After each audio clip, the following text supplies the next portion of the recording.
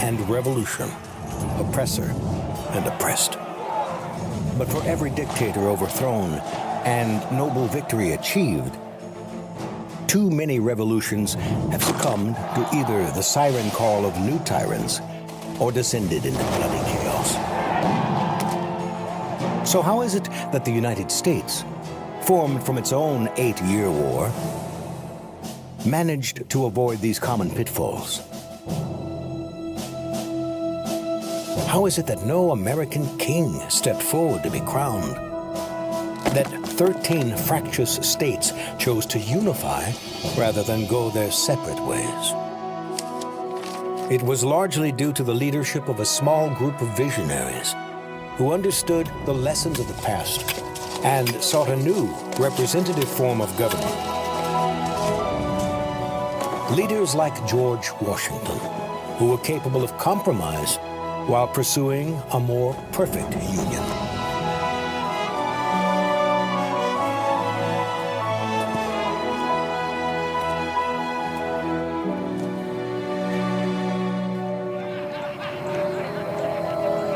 The American revolutionaries declared that government existed to protect fundamental rights.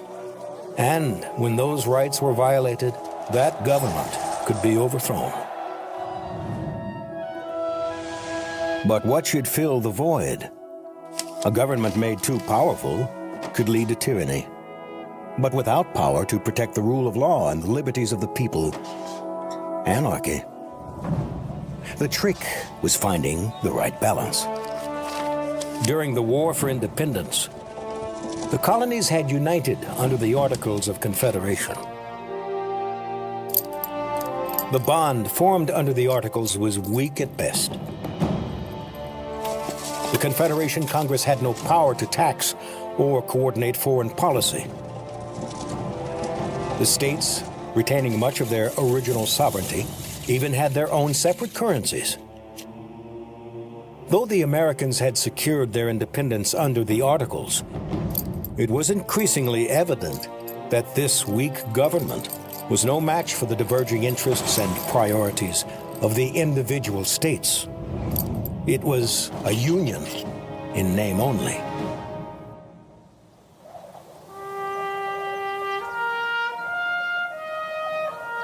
Though he had led the Americans to victory, General George Washington was unsure about the lasting stability of this new American nation. If the citizens did not find a way to set aside their regional interests for the greater good, America risked civil war or being picked apart by foreign powers. But he had relinquished his command and resumed a private life at Mount Vernon.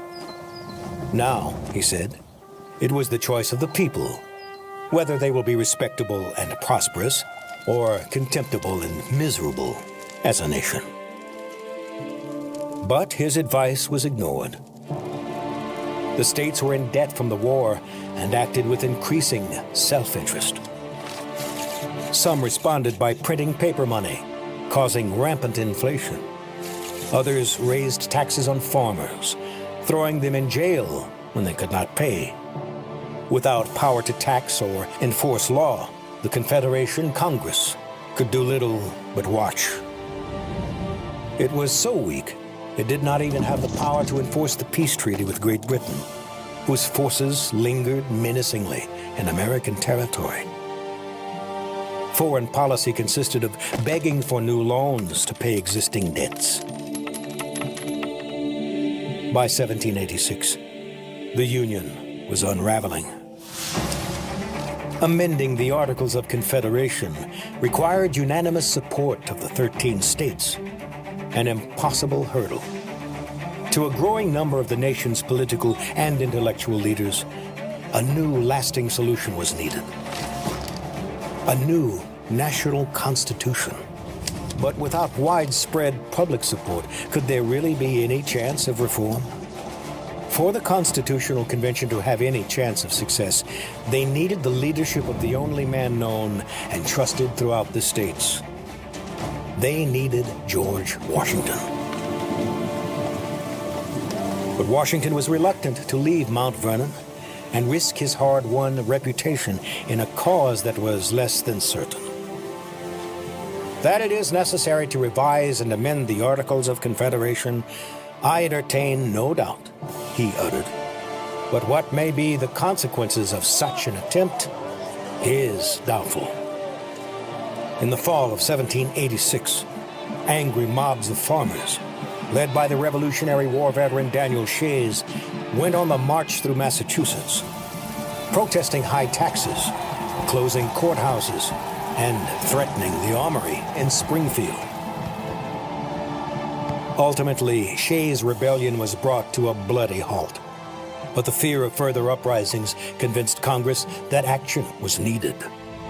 They called for a national convention to be held in Philadelphia in 1787.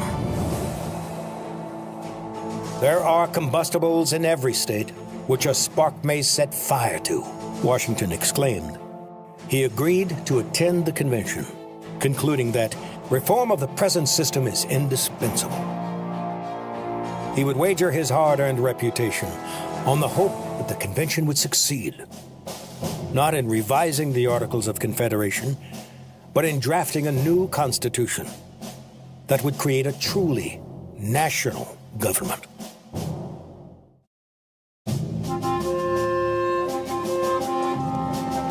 Throughout May 1787, delegates from all over the Union arrived in Philadelphia.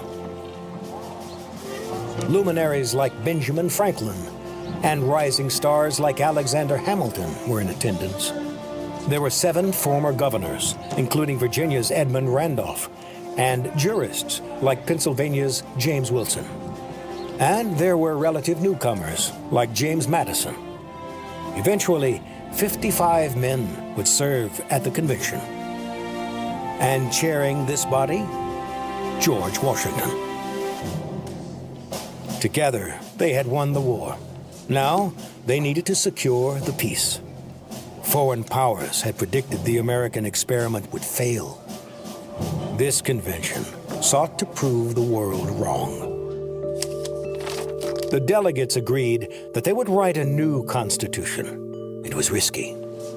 They were only authorized by Congress to suggest amendments to the existing Articles of Confederation. To proceed, they would work in secret. Windows were shuttered despite the summer heat, and oaths of secrecy were taken. It was thanks to James Madison's diligent note-taking that we even know what took place. There was little unity over many of the most important questions confronting the delegates. Smaller states, which had enjoyed equal representation in the existing government, feared they would lose sovereignty to the dominance of the larger states.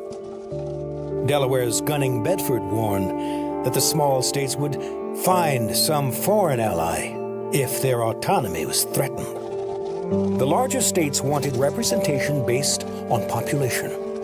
James Wilson reminded the delegates, "Can we forget for whom we are forming a government?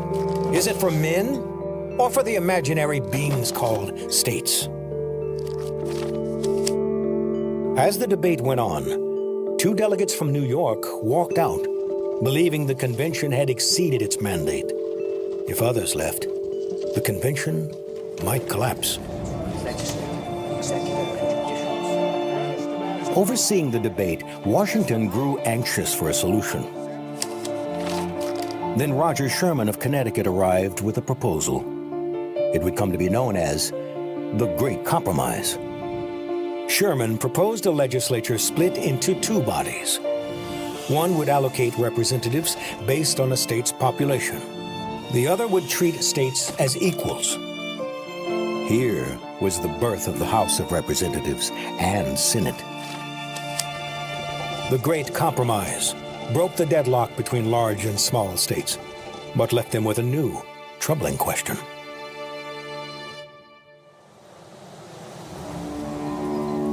The next challenge: how would enslaved people be counted for purposes of representation and taxation?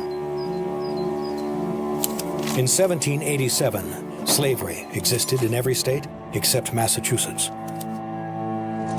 But the institution was most heavily concentrated on the plantations and farms of the southern states. This painful reality raised the question of how should states determine population. More to the point, who counts as a person?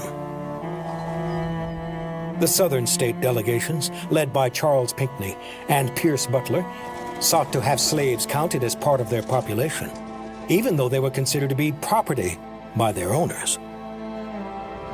The Southern delegates threatened to oppose any actions that would limit or constrain slavery. In the extreme to the Protestant. Some Northern delegates were incredulous. Once again, faced with the threat of a mass defection and a doomed convention, the delegates reached yet another compromise.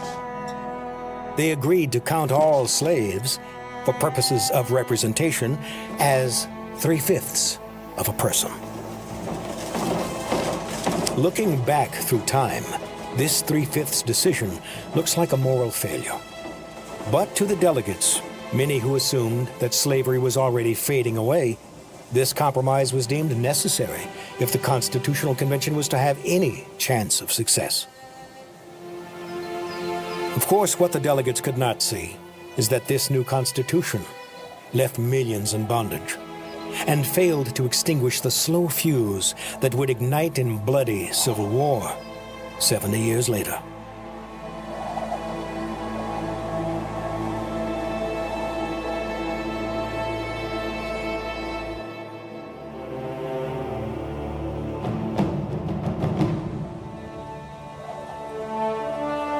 The last challenge. Would the American people accept a powerful executive? The Articles of Confederation lacked one. Each state could overrule the others. There was nobody to transcend states' interests and represent the nation's. Hamilton and Madison argued a powerful national leader was necessary. Madison's proposal, the Virginia Plan, offered a powerful single executive balanced by a representative legislature and a judiciary. Others, including Edmund Randolph, questioned the nature of this executive, worrying that too much power in the hands of one person could lead to monarchy. Even Benjamin Franklin expressed concern. Though he expected Washington would likely be the first to serve as the chief executive, he worried that nobody knows what sort may come afterwards. But in the end, the proposal for a single executive carried, based largely on the hope that one man would lead the new government: George Washington.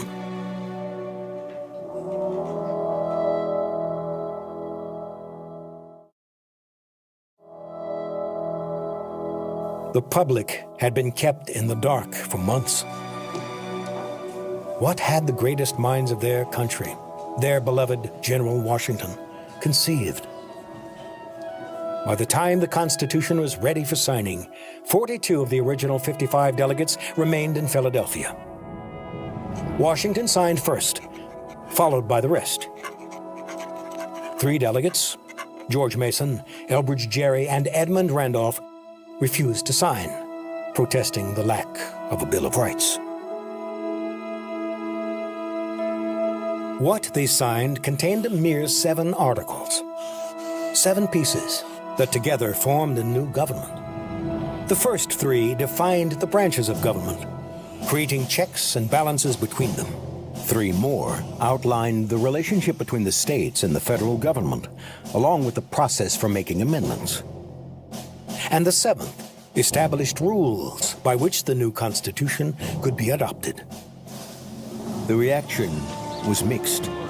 The Confederation Congress briefly considered censuring the delegates for exceeding their original mandate. But they concluded something needed to be done, and that this new Constitution was the best option. The states were called upon to form conventions to ratify or reject the new charter.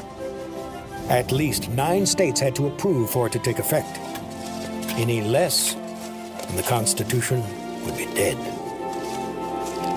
Rival factions quickly formed. A king is a king is a king. I disagree. What's to keep us all together is Some favored the new Constitution as a necessity, they became known as Federalists. Others, like the patriot Patrick Henry, were skeptical. The Constitution had no guarantee of individual rights, like a free press and protections against unlawful prosecution. And they feared the executive could become a tyrant. The whole of Europe has been within that space for hundreds. Together, they were known as anti-federalists. In states where Federalists held sway, ratification came quickly. Delaware was first, voting unanimously in favor on December 7th. 5 more states followed over the next 2 months. But 6 states were far from the 9 required.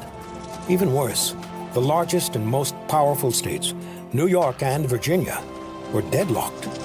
Could there really be a United States without New York and Virginia? In Virginia, Patrick Henry and George Mason were the most vocal opponents of ratification, fearing its lack of safeguards for individual liberty. James Madison, with the quiet support of Washington, argued fervently in support of the Constitution. 2 more states voted to ratify. Just one was needed for the Constitution, the new federal government, to be born. Who would be the 9th? Could New York be convinced to ratify? Could Virginia? Or would the United States be born in pieces? Would Washington suffer the indignity of seeing his native state reject the Constitution he worked so hard to conceive? On June 25th, 1788, Virginia's votes were cast. It was 2 days before the news reached Mount Vernon. Virginia's convention had compromised. They asked that a Bill of Rights be added to the Constitution, and they had voted to ratify by a margin of just 10 votes. Unbeknownst to them, just 4 days earlier, New Hampshire had become the 9th state to ratify. They had ensured the United States would be born. Now, by its vote, Virginia had ensured the United States would live. Though he had remained publicly silent in the debate, the public's faith in George Washington's role at the Constitutional Convention played a vital role in Virginia's ascent. "Be assured," wrote James Monroe in a letter to Thomas Jefferson, that Washington's influence carried the government. The new government now a certainty. And with the endorsement of Virginia, the remaining states, including New York, voted in favor. Rhode Island would be the last holdout, joining the Union in 1790. After ratification, the question now turned toward just who would lead this new government. It seemed a foregone conclusion that George Washington would be its first president. He had presided over the Constitutional Convention. He was trusted, beloved. Many had agreed to support ratifying the new charter because they believed Washington would assume a leadership role. But he was eager for a life of tranquility at his Mount Vernon estate. Letters from leaders throughout the states began to arrive, urging him to reconsider. No other man could bind the fractious nation together. Duty overcame desire. To deny the call, he realized, would see the country shipwrecked in sight of the port. He decided he would re-enter public life if the voters wanted him. On April 14th, 1789, the answer came by way of a messenger from Congress.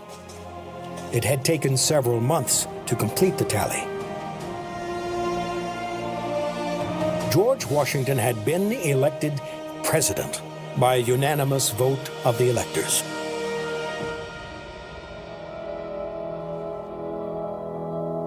His leadership carried a nation ahead and into a realm unknown to humankind. There were rights to be guaranteed, a presidency to be defined, and a nation to be built from a collection of feuding states. There were rivalries to be healed and compromises to be made to ensure the great American experiment continued. Thanks to the leadership of George Washington and his fellow delegates, the former colonies were truly unified into one United States, equipped with a representative government that was both balanced and empowered to serve the people.